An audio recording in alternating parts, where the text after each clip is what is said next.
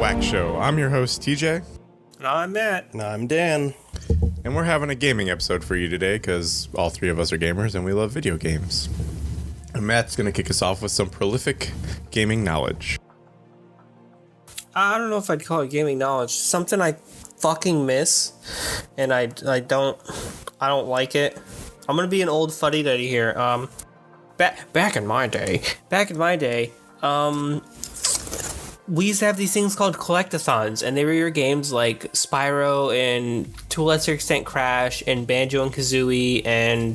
I thought you said it was just Banjo-Kazooie. There's no and. You gave me shit for that yesterday.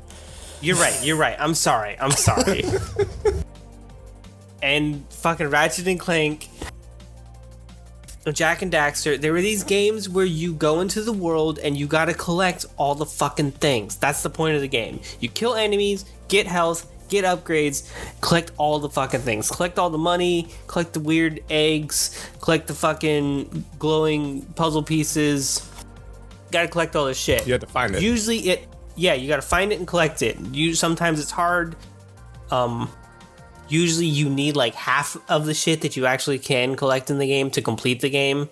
But the point is to collect all the stuff. That's been decimated. It doesn't happen anymore because now we have achievements and that's what you collect. And I don't like it. I don't like achievements. I don't fucking care. Especially because most games have shit achievements like, run 10,000 miles in the game. Yeah. And a mile is like 2 steps. So run 20,000 steps. Fuck you. I don't want to do that. I want to collect the shiny gold fucking puzzle pieces that talk to me and they're like, oh, hi, I'm a puzzle piece. Thanks for collecting me. It was really hard to get up here, wasn't it? I want that. I miss that. And a lot of times if it's not that like super easy achievement, then it's something so ridiculously hard that it's not even worth like the time. I don't mind it being ridiculously hard. Some of the shit that you got to collect in Spyro and Banjo is redonkulous. And when I did it the first time, because I've completed both those games 100% back on the fucking PlayStation and N64. Mm-hmm. You don't have the internet. You can't look it up. That was hours spent like, how do I fucking get up there? Yeah. What do I do? And you go, you do it for 4 hours a day, and then you go to school the next day and you talk to your friends about it, and you're like, hey, how do you do it? And they're like, I heard Pete the next school over did it this way. And you're like, oh shit.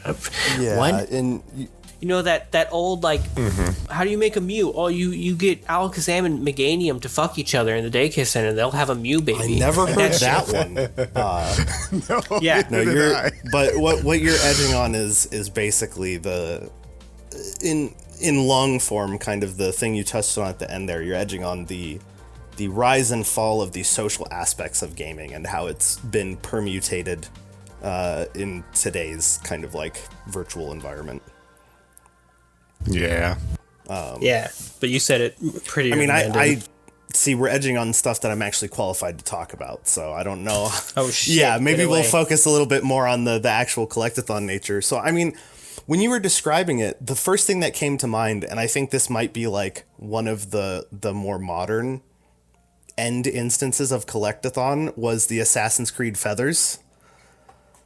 Yep. Which, that seems to be like diametrically opposed opinions. You either loved it or you hated it. I love it. The Assassin, like fucking Black Flag, you gotta go and you gotta collect all the sea shanties. Yeah, I like doing it in Assassin's Creed. It's fun. I like a combination of achievements and collectibles. What about those games where they actually give you mechanical rewards or something for also achieving or getting the achievement? So like, if you get this certain achievement or these certain achievements, they unlock specific weapons in the game. So like you're doing kind of both. Honestly, I like that because that's part of, I didn't mention this, but that's part of what I miss about the collectathons in Spyro. In the last one, if you collect all the dragon eggs, you get like a special breath weapon power you can just fucking fire fireballs now. Like you have a ranged attack now. And stuff like that. Usually you've beaten the game by this point, so it's not helping you any, but it's cool as shit.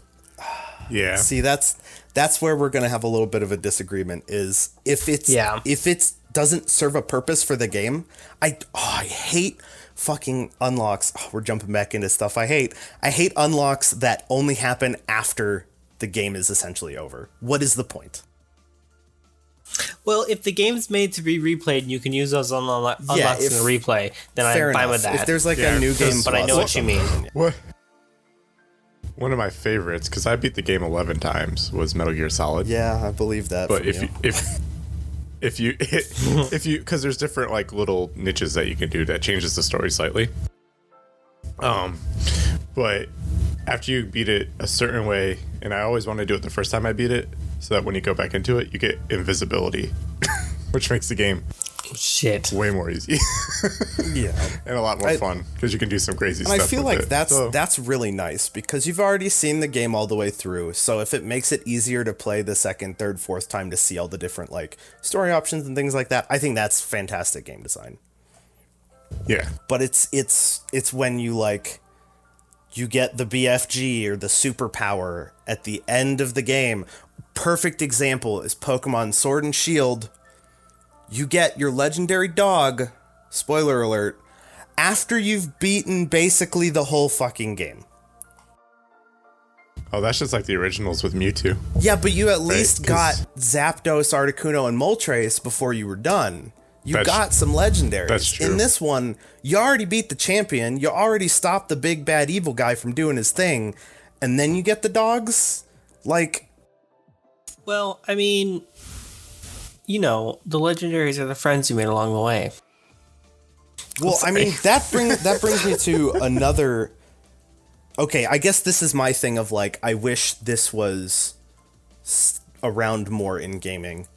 Is, the latest Pokemon, they don't let you name your rival.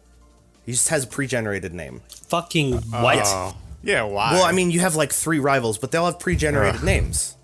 Like you don't get to name them, which has been a thing in Pokemon since day 1. Like we all knew the enemy was supposed to be Gary or whatever. But Yeah. you know, you could name him whatever you wanted. Bimbledorf, Cucklord Yeah, 5000. really, he was Yeah. dumbass. And they took that away in the latest Yeah. Pokemon. I think more games should have that of like, I mean, some games it doesn't make sense. Fair enough. Like Metal Gear Solid, if you don't name Snake Eater, Yeah. Snake Eater or whatever, I don't know enough about it. Like that wouldn't make sense in the story. That's fine. The game is watching and playing through a story. But when it's supposed to be you in the game playing the story, yeah. you should be able to choose who your antagonist is. You know what I mean? I get you. I agree. What if you just named yourself in Metal Gear Solid and the enemy's name was Yourself Eater? That'd be interesting. You could name yourself Cock and they were got Cock 'em. Eater. That's hilarious. But no, he's just Snake. Actually, technically, Snake Eater is Big Boss before he becomes Big Boss. God, the Metal Gear Solid timeline is so Metal- convoluted. Metal Gear Solid 3 is a prequel to all Metal of them. Gear Solid, Final Fantasy, and Resident Evil, they don't make any sense. They just don't make any sense. All right, well here, I mean, at Metal the very Gear makes least, sense. all the Final Fantasy games are not connected. Yeah, and they still don't make Yeah. sense internally half the time. Yeah, that's You're right. true. That's true. You're right. By the end of Metal Gear 4, the Metal Gear series makes sense. There's still some unanswered questions, but those are... Dude, Final Fantasy is like the Simpsons It's dead of video now. games. Every episode is its own contained thing. Every once in a while, a couple of them are connected. Final Fantasy, what was it? The one with Lightning had a part 1 and a part 2. They're technically connected. Like, but each one is its own self-contained everything. It's like the Simpsons of video games. They connect through Kingdom Hearts. Oh Yeah. oh boy. I have Not not true. played any Kingdom Hearts, but I just know I a lot have of people were played all of unhappy them. with the latest one. Oh, I it haven't was played bad. that one, but I love It Kingdom was Hearts. bad. I think the second one's the best one. The second one is the best one. Unfortunately, that was the third game they made. Yeah. There are now like 10. Yep. That is a really weird storyline thing too. I think Square Enix just likes to make weird story It's fucking based yeah. line things. But one of the things that rolls off of what Matt was talking about earlier that I miss doing is I miss breaking games with friends. And I mean like with Halo and Halo 2 Oh yeah, multiplayer. getting out of the map. Yeah, and you essentially stop playing what the game is, create your own mini games within it, or like okay. find the areas of the maps that are glitches where you can get to that you're not supposed to get to, Dude, and stuff like that. We would spend hours doing that kind of stuff, and it was fun. I don't know about you, but for some reason, whenever Dalton and I play a game together, we break that shit. Like, we always break shit.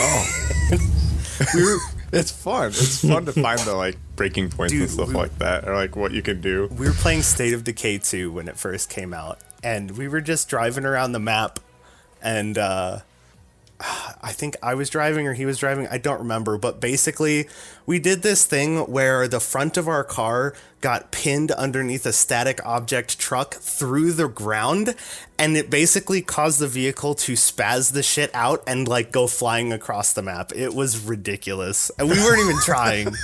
Like, oh man. That's funny. Yeah, it's just like fun stuff like that, like the little things. I don't know. Did you guys ever play Halo too much? Yeah. I think through Halo 4, my brother and I always played them and beat them together. That's cool. That's really cool, actually. So did you do much multiplayer though when you did TJ, it? you know how I am with FPS multiplayer. I'm awful. Yes, I don't. That's why. That's why I asked. Well, because in Halo 2. And that's how people got to figure out sword sniping is you could go up above the levels. There's certain levels, and there was specific ways you had to do it.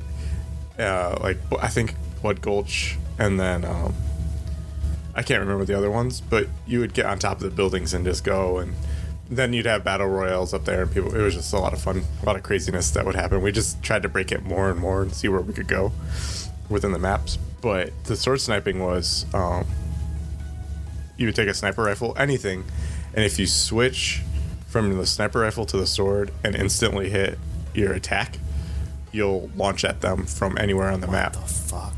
At what the range was. So you literally snipe them with a sword. Because you just jump at them and the sword's a one-hit kill. So God. There was no... What kind of fucked up coding causes that? That's ridiculous.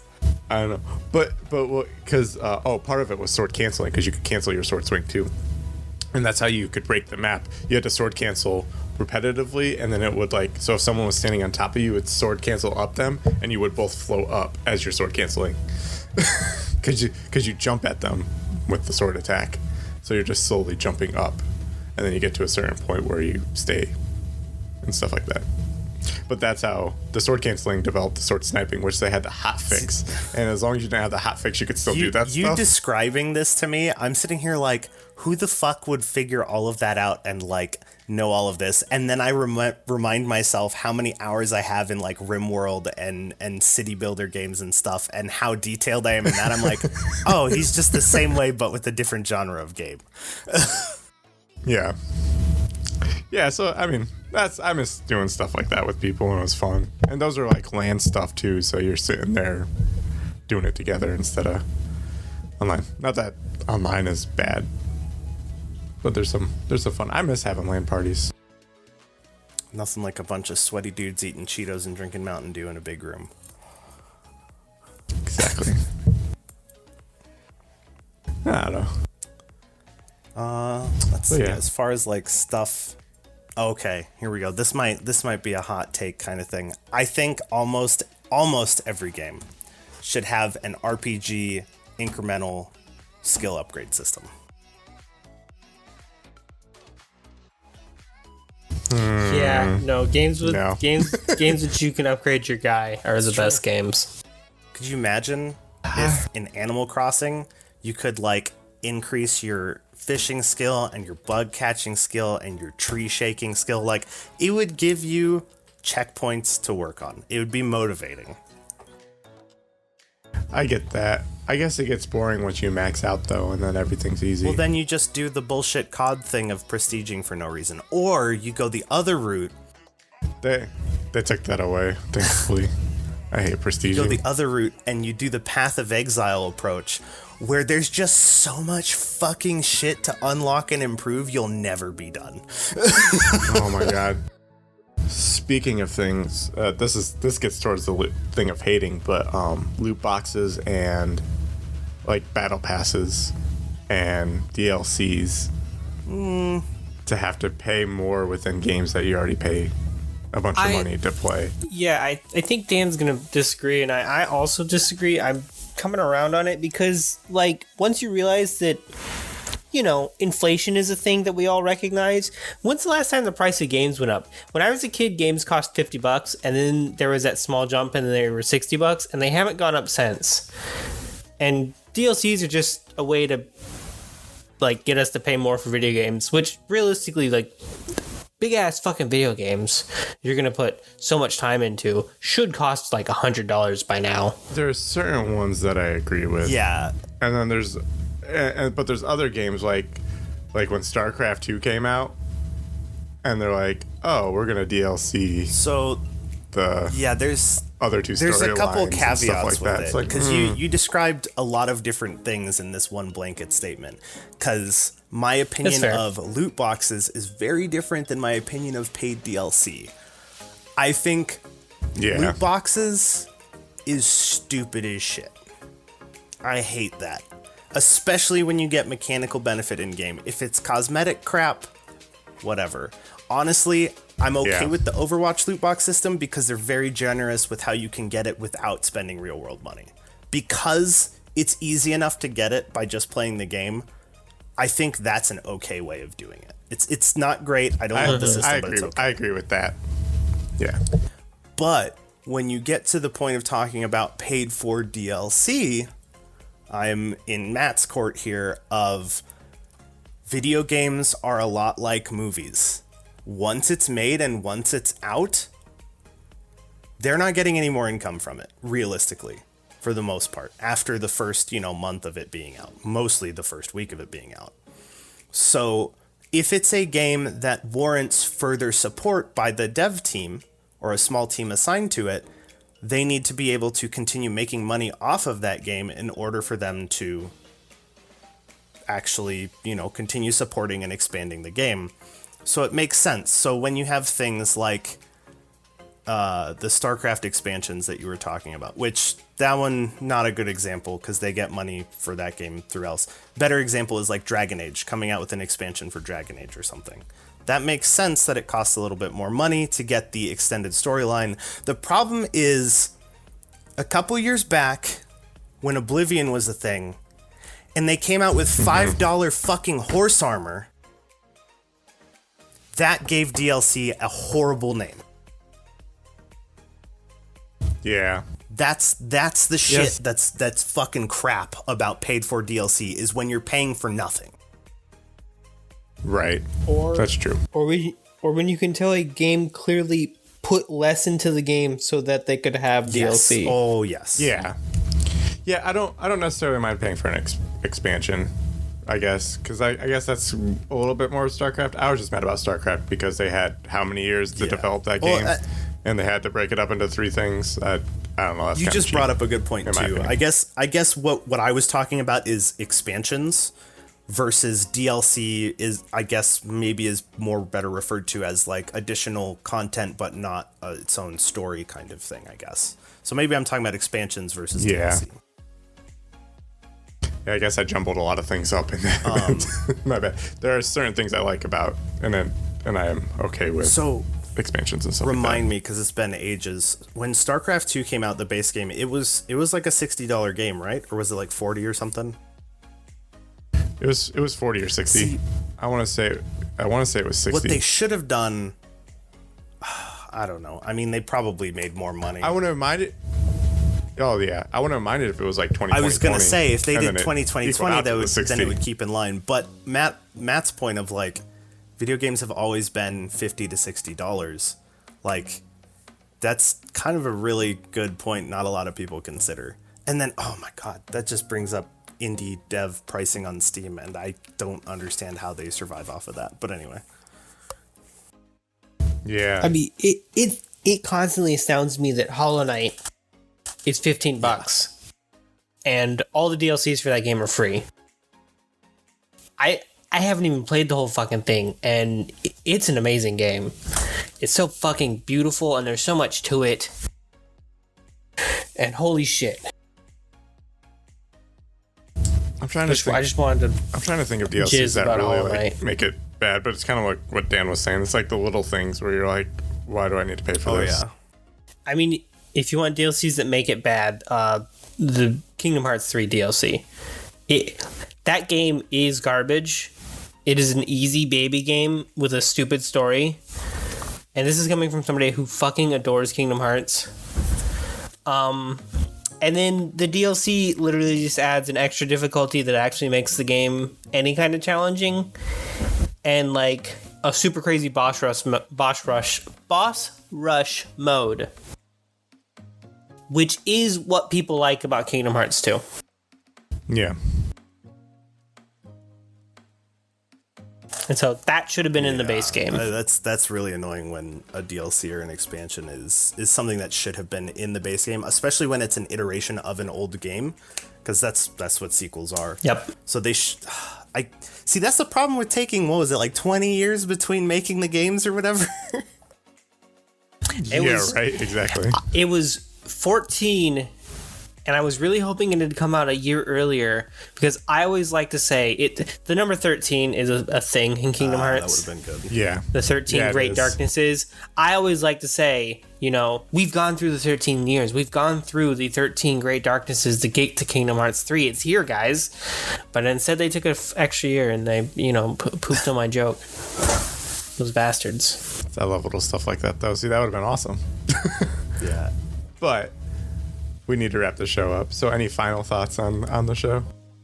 Yeah, you brought up battle passes. I had one comment on that before we close out, and that is Go. battle passes are fine and dandy if you guarantee and actually deliver the 4 expansions that you're prepaying for. If you have us prepay for 4 expansions and only make 1, fuck you. That's all I was gonna say. Yeah. That's fair.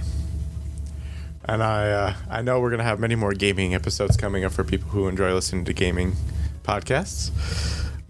Yeah. If you guys want us to talk about anything, fucking leave it in the comments. Yeah, we'll have areas for comments and all that on all our things that we put the show out on. Thank you for listening to The WAQ Show. We aren't qualified. I'm your host, TJ.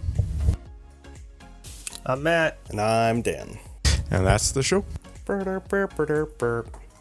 Whack. Bye.